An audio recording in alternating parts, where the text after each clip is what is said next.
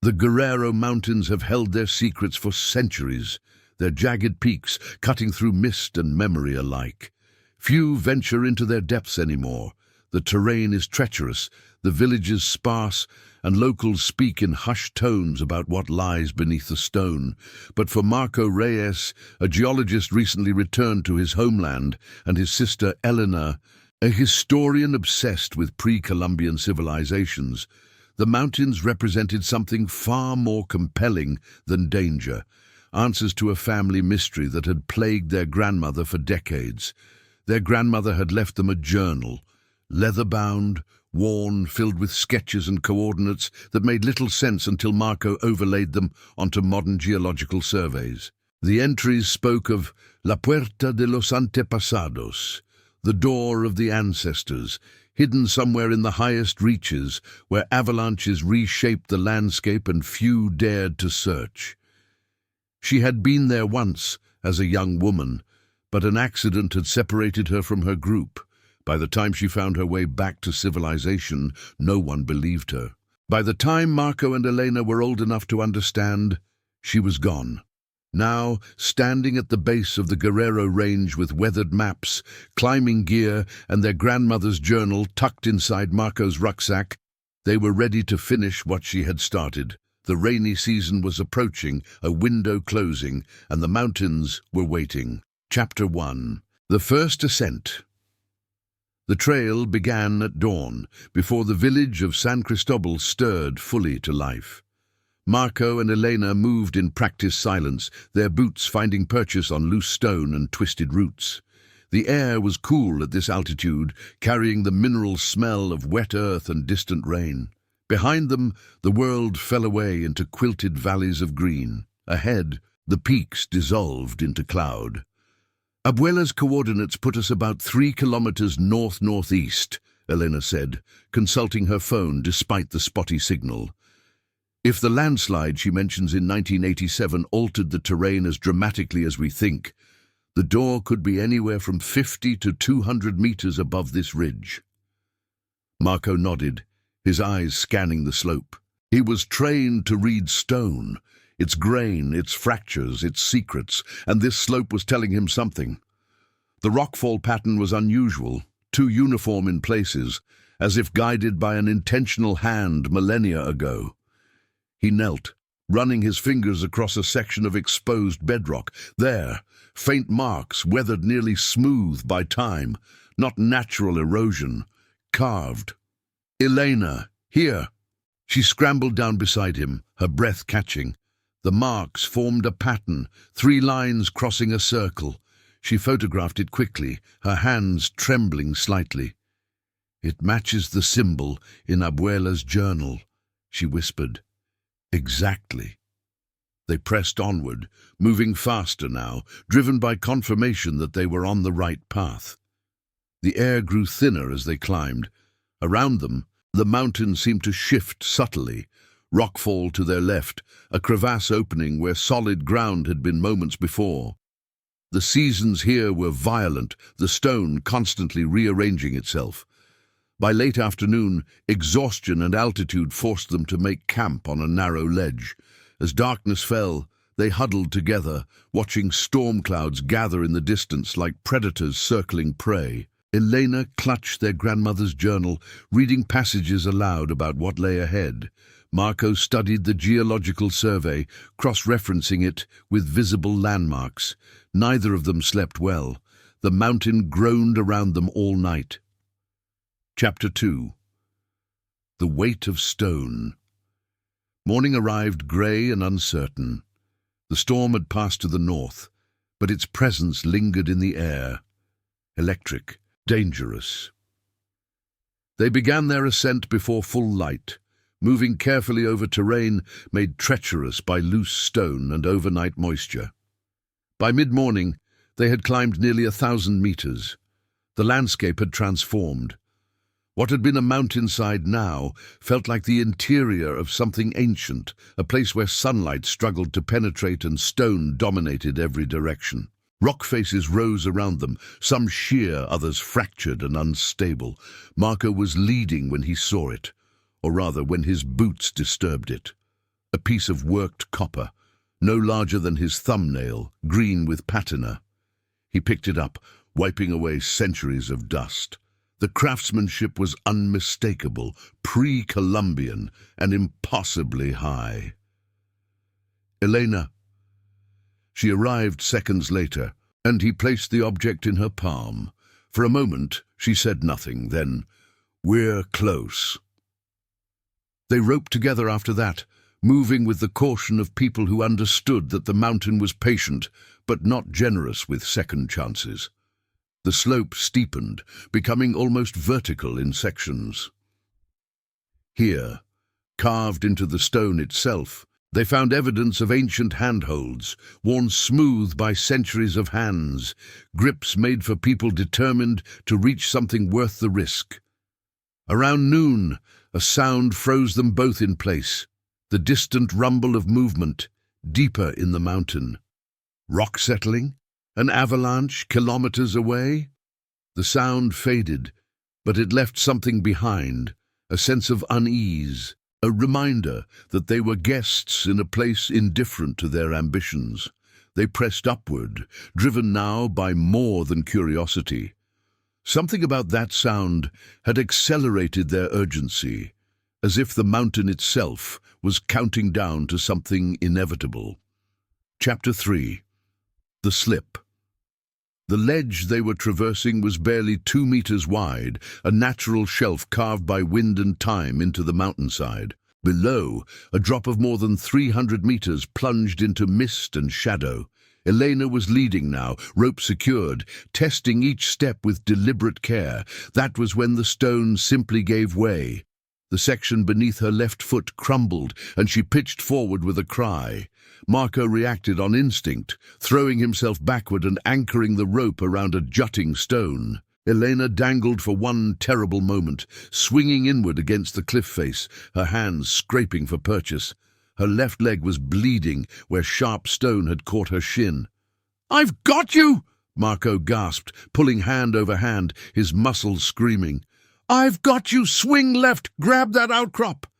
Elena swung, found the hold, and hauled herself up beside him. They collapsed together on stable ground, breathing hard, hearts hammering. "That was too close," Elena said. Her voice was shaking. "The stone is unstable," Marco replied. "The landslides, the weathering. This whole section is held together by threads." They sat in silence for several minutes, processing how quickly their adventure could have become a tragedy. Below them, the wind carried the smell of rain and something else, something ancient and indefinably strange, like stone that had been sealed for centuries, suddenly exposed to air. "We keep going," Elena finally said. "We came this far." Marco looked at his sister, at her determination, her fear, her need to understand what their grandmother had been trying to tell them all those years ago. He knew the rational choice was to descend, to plan a better-equipped expedition, to be sensible. Instead, he nodded. "We keep going. If you're enjoying this adventure so far, tell us in the comments where in the world you're watching from." Chapter 4. Signatures in Stone. 2 hours later, they found the first real evidence, not a symbol or artifact, but architecture. Hidden behind a veil of hanging vines and accumulated soil, a section of the cliff face bore unmistakable marks of deliberate shaping. Stones had been fitted together not naturally but with purpose. Some bore symbols similar to the one they'd found earlier. Elena photographed everything in meticulous detail, while Marco examined the construction technique. Whoever had built this possessed sophisticated knowledge of geology and engineering. The stones were arranged to shed water, to resist the mountain's attempts to reclaim them. They were made to last. "This is defensive," Marco said. "See these overlaps? And the angles? This was meant to hide something, to guide only those who knew what they were looking for." As they cleared away vegetation, a pattern emerged. The stones formed a pathway, subtle, almost invisible unless you were looking for it, that curved upward along the cliff face. It was an invitation written in rock, aged beyond measure. They followed it for nearly an hour, climbing steadily. The air grew cooler, and Marco noticed something unusual, moisture patterns on the stone that suggested a water source nearby, possibly deep within the mountain. His geological senses began to sharpen. This area had pockets of hollow space, chambers, perhaps, carved by ancient water and later repurposed. Then Elena stopped ahead of him, her entire body going rigid. "Marco, come here, slowly." He climbed to her position and looked at what she was seeing. Carved into a smooth section of cliff face, partially obscured by soil and lichen, was a series of glyphs. Not casual marks, but deliberate, sophisticated writing. Elena whispered the translation as she ran her fingers across them. "This is property of the Guardians. Turn back, or face the mountain's hunger." "A warning," Marco breathed. "Or a test," Elena corrected. "Abuela's journal mentions this, the test of resolve. If you could read the warning and choose to continue anyway, you were deemed worthy of what lay beyond." They exchanged glances. They'd come too far to turn back now. Above them, the pathway continued, leading upward into deepening shadow. Chapter 5. The door appears. The landslide had fundamentally reshaped this section of the mountain, exposing what centuries of accumulated debris had hidden. As Marco and Elena crested the final steep section, they emerged into a small natural amphitheater, a bowl of stone, perhaps 30 meters across, carved by ancient water flow and recent seismic violence. And there, set into the cliff face at the amphitheater's far end, was the door. It was smaller than Elena had imagined from her grandmother's descriptions, perhaps 2 meters tall, 1.5 meters wide, but its presence was overwhelming. The stone surrounding it was perfectly smooth, worked to a near polish that time had dulled but not destroyed. The door itself was carved from a different stone entirely, darker, almost black, with an elaborate frame of geometric patterns that seemed to spiral inward toward the center. In the middle of the door, at approximately chest height, was a circular depression about the size of a fist. No handle, no visible lock, simply an opening, as if waiting for something to be placed within it. "It's real," Elena whispered. "It's actually real." They descended into the amphitheater carefully, moving as if approaching something sacred. Up close, the craftsmanship was extraordinary. The level of precision suggested tools and knowledge that shouldn't have been available to pre-Columbian artisans, yet here was the proof otherwise. The surface was too regular, too exact, to be anything other than deliberately created. Marco examined the depression in the door's center while Elena photographed everything. "This is recent damage," he said, pointing to scarring around the opening. "Someone tried to force it. Probably Abuela's generation, maybe more recently." "The door hasn't been opened in centuries," Elena replied, reading from her journal. "Abuela wrote that it was sealed before she arrived. She theorized it had been closed deliberately as a final act of preservation."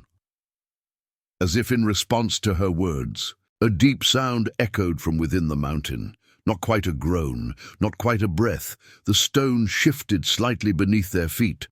Marco grabbed Elena's arm. "We need to move away from the cliff face," he said urgently. "Now!" They had barely stepped back when the sound intensified. Rocks tumbled from the cliff top, bouncing through the amphitheater.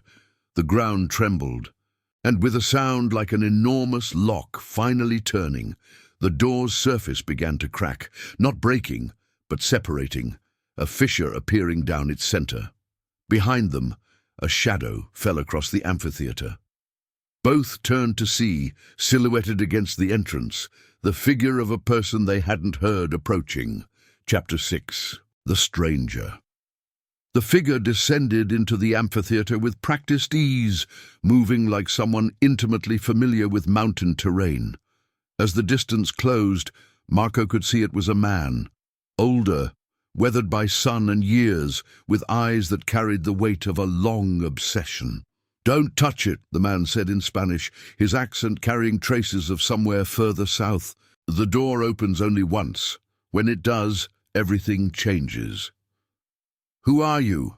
Elena demanded, placing herself between the stranger and the exposed mechanism. "My name is Carlos Mendez. I've been searching for this place for 30 years. He held up his hands, showing he carried no weapon. "And I knew your grandmother, Eleanor. She told me before she died that she'd leave a journal for her grandchildren. She said if they were brave enough and clever enough to find this place, then they were worthy of understanding what lies behind that door." Marco's hand was on his rappelling knife, but something in the man's bearing suggested genuine knowledge rather than threat. "How did you find us? How did you know we'd be here?" "Your family is known in certain circles," Mendez replied, "and your grandmother left me with instructions. When the time came, when the door showed signs of opening naturally, I was to help, not hinder." He gestured toward the door where the fissure was slowly widening. "The mountain decides. We are only witnesses." Elena turned to Marco, questioning.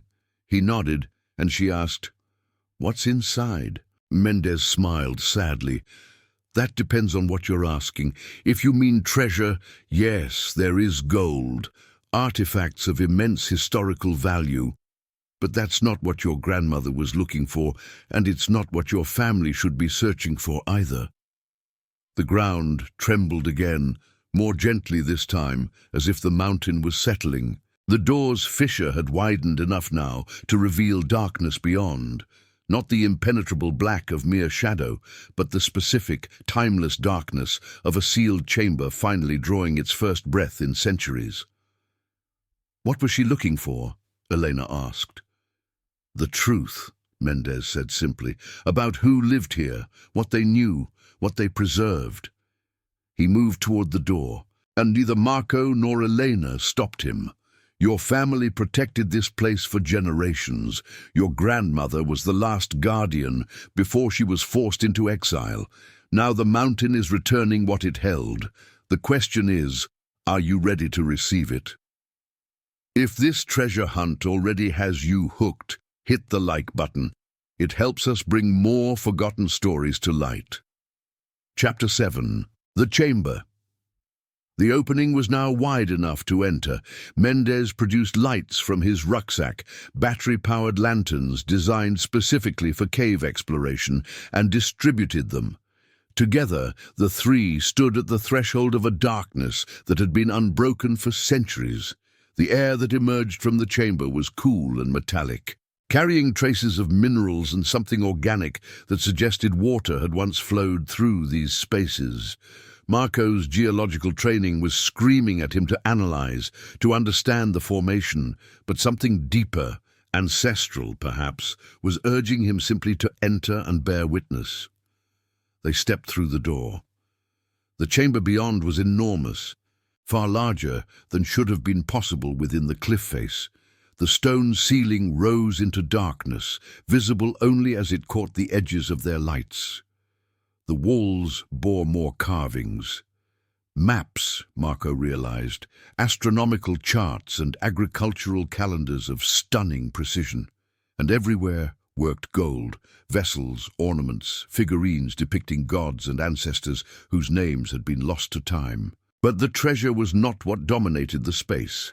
In the center of the chamber, arranged with careful intention, were stone altars. Upon them rested carefully preserved objects, woven textiles, preserved food offerings, pottery vessels containing substances that analysis would later identify as medicines, pigments, and preserved plant material. Books, if they could be called that, fashioned from prepared bark, documented agricultural techniques, astronomical observations, and medical knowledge that predated European contact by centuries. It was an archive, Eleanor breathed, a library, a repository of knowledge.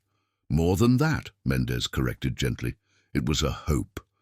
Your ancestors knew the Spanish were coming. They knew what would be lost, So they chose this place, deep in the mountains, protected by stone and difficulty, and they preserved what they could, not for wealth, but for memory, for the day when their descendants would be ready to understand.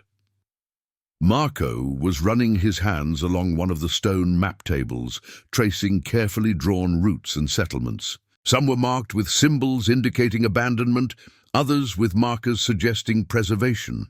It was a record, meticulously maintained, of a civilization navigating its own inevitable transformation. "How is any of this possible?" Marco asked. "The preservation, the structure, none of this should survive 500 years without climate control." "Stone protects," Mendez replied. "Altitude protects.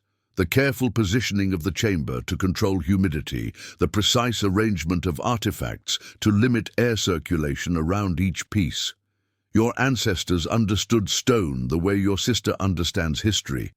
They were geologists without the modern vocabulary." Elena's hands were shaking as she documented everything on her camera. "We have to preserve this," she said. "We have to study it, preserve it properly." A sound interrupted her. The opening above, the door they'd entered through, was closing. Not quickly, but deliberately, as if the mountain was sealing itself again. "No!" Elena rushed toward the opening, but Mendez caught her arm gently. "The mountain gives and the mountain takes," he said. "This is the bargain. You are allowed to witness, to understand, to carry the knowledge forward. But the chamber remains sealed. In 50 years, perhaps 100, another generation will discover it. But we do not remove, we do not exploit, we preserve by leaving it intact." The opening sealed with a soft, final sound. Darkness would have consumed them entirely except for their lights. In that darkness, with the weight of ancient knowledge surrounding them and the weight of responsibility settling upon their shoulders, the three of them stood in silence. Chapter 8. The Descent. Getting out was more difficult than getting in, complicated by the emotional weight they carried and the mountain's sudden instability. The chamber, now sealed, seemed to settle more deeply into the rock, sending tremors through the stone that made progress treacherous. Mendez led them through passages unknown to Marco and Elena, taking them not toward the main entrance but deeper, then sideways, then up through what appeared to be natural cave systems that he navigated with the ease of long familiarity. As they walked, he explained how he'd found this place, not through maps or journals, but through local legends, academic research, and his own obsessive determination to understand pre-Columbian history beyond what textbooks taught. "Your grandmother was my teacher," he said as they climbed through a passage narrow enough that they had to angle their bodies sideways. "She was hiding in Mexico City when I found her, teaching university students, keeping the history alive in the only way she could. When she told me about this place, about what lay within it, I dedicated myself to protecting its secret." "Why didn't you open it?" Elena asked. "Because it wasn't my place," Mendez replied simply. "I am not of your blood. Your family was chosen as guardians before I was born. My role was to wait, to watch, and to help when the time came. The mountain decided when that time was." They emerged from the cave system onto a ridge kilometers from where they'd entered, looking out over valleys shrouded in evening mist. The sun was setting, painting the sky in shades of crimson and gold, and it seemed impossible that they'd spent an entire day underground, that time had moved at all in that sealed chamber. "What do we do now?" Marco asked. "We can't keep this secret. What we've seen, the preservation techniques, the astronomical knowledge, the agricultural innovations, it will revolutionize our understanding of pre-Columbian civilization." Mendez smiled. "And it will. But carefully, thoughtfully. We document everything you've seen, everything you've recorded. We work with university researchers and indigenous communities to properly study and preserve the knowledge. We tell the story not as treasure hunters, but as historians reclaiming a legacy that was nearly lost. They descended through darkness, guided by starlight and the memory of paths taken. Behind them, the Guerrero Mountains stood unchanged, keeping their deepest secrets. Chapter 9. The Legacy. 3 months later, Marco stood in a university lecture hall, presenting preliminary findings to a room full of archaeologists, historians, and indigenous cultural representatives. The images on the screen behind him showed the astronomical charts from the chamber, the agricultural records, the pharmaceutical preparations documented with precision that stunned everyone who understood the sophistication required. Elena sat in the front row, their grandmother's journal open before her, cross-referencing every detail she'd discovered in the chamber against what their ancestor had recorded. The two had spent every day since their return documenting, analyzing, and working with Mendez to establish proper protocols for future study. The Guerrero Mountains remained sealed, the door behind them still closed.